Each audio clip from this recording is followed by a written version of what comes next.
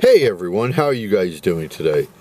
It is that time once again for another fight prediction. Been slipping a little bit lately, falling just a little bit under 88% winning percentage, so hopefully get back on the winning way, shall we? Now, we all know in combat sports the rankings are funky, and in the UFC, they flat out suck. Okay, Dana White had said that, the rankings are going to get better, more professional. I call bullshit. And that's especially the case in welterweight because, look, I like Colby Covington. There's no way he should be a ranked fighter anymore. Gilbert Burns should not be as high as he is, and there's no way in shape or form right now Kamaru Usman is top 5. It's just... Look, those three are good fighters. They're solid. I like them. That's not the case. But anyways, welterweight, and the reason why I bring it up is because that's where the fight prediction is coming from this week. As the UFC once again returns up north to Vancouver, where the 15th ranked welterweight Kevin Holland, and like I said, the rankings suck. He should be a little bit higher, goes up against the unranked Mike Malott, who should actually be like 14th or 15th. But anyways, guys, before we get into the fight prediction, please like this video, share it, subscribe to the channel, punch that subscribe button, please. Helps me out tremendously. And don't forget, down below, you tell me how you think this fight's going to go.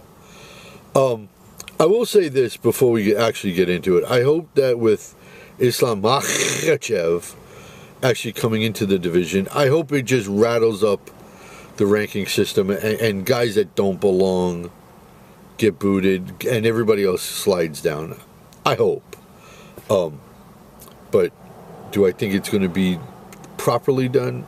No, I highly doubt it. So on to the fight prediction, shall we?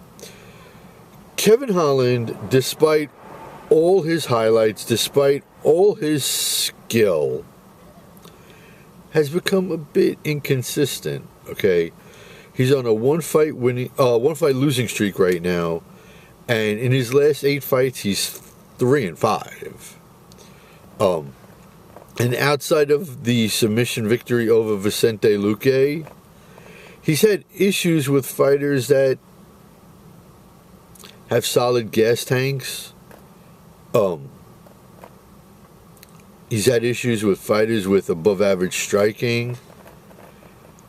Now, he does have an 8-inch reach over Mike Malott. And of course, in every fight, there's someone that's going to have a reach advantage. And a lot of times it doesn't play a factor, but this one is going to be key.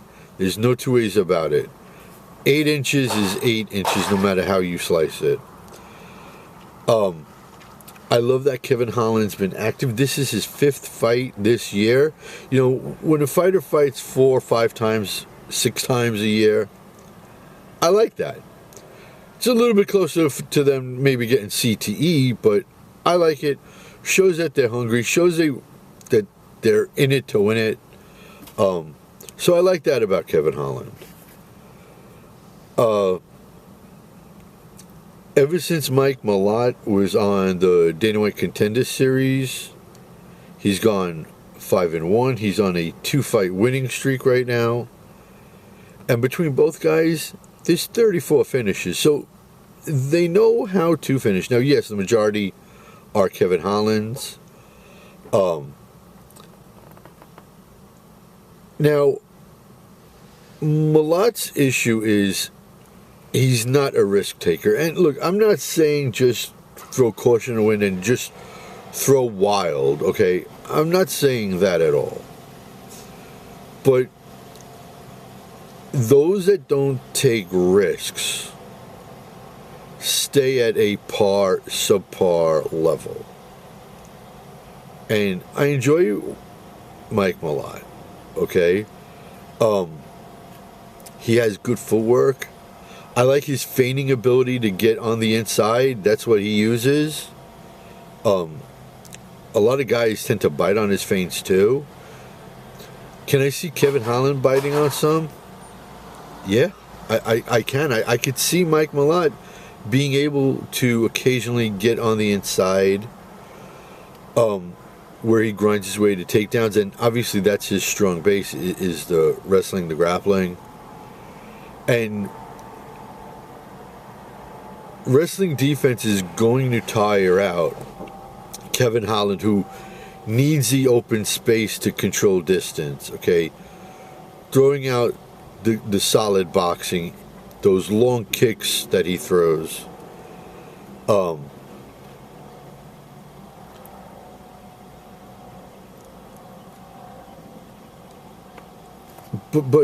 Malott's style of doing that, of grinding in close, that's something that Kevin Holland, because it takes so much out of somebody,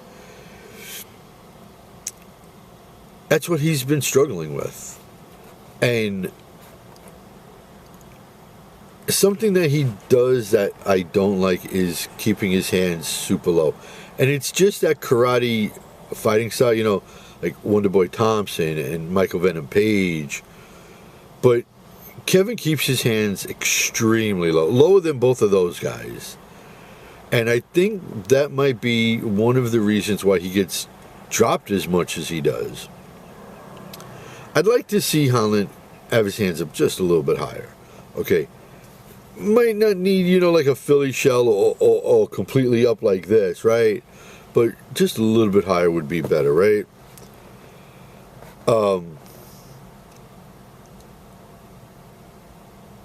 Now, I very easily see Kevin Holland controlling distance, okay?